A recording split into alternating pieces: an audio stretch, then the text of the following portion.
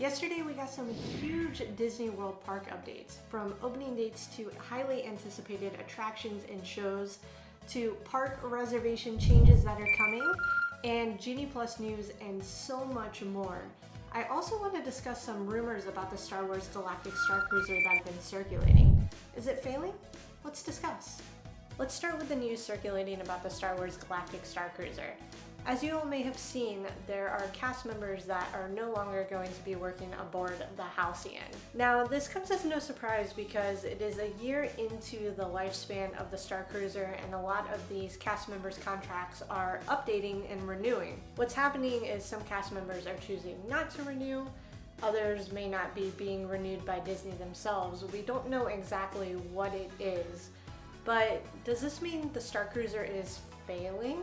I don't think so personally. As you all know, Estella and I boarded the Halcyon in July over the summer, and we had a blast, you all. I think the Starcruiser as a whole is an amazing experience.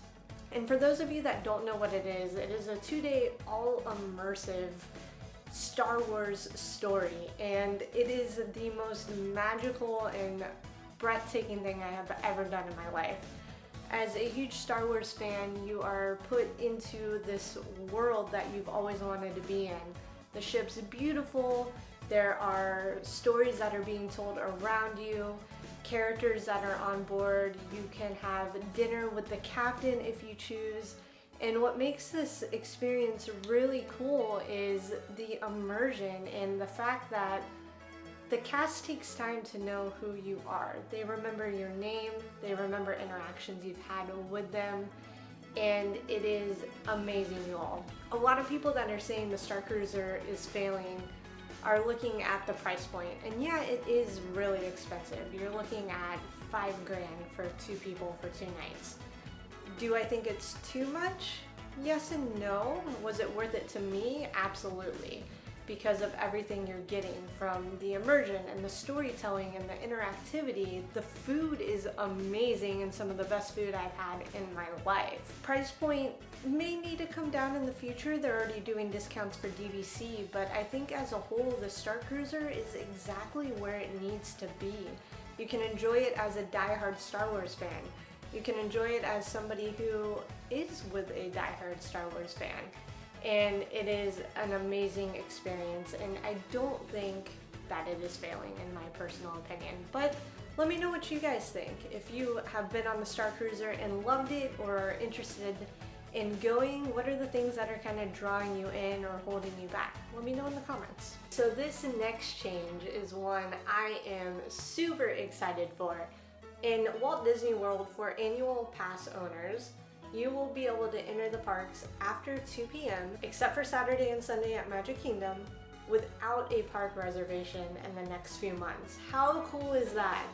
Disney's finally listening to a lot of the feedback that fans and annual pass owners are providing, and it's amazing because they know we want to be able to have like that leniency of, all right, I just got off of work for the day, or I forgot to make a park reservation, but I really want to go to Hollywood Studios today and play in Galaxy's Edge, or whatever it may be. So now we're going to have that freedom to do that and enjoy the park so much more without the constriction of park reservations.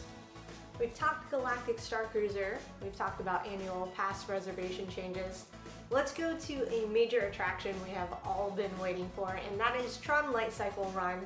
We finally have an opening date of April 4th of 2023, which is just around the corner.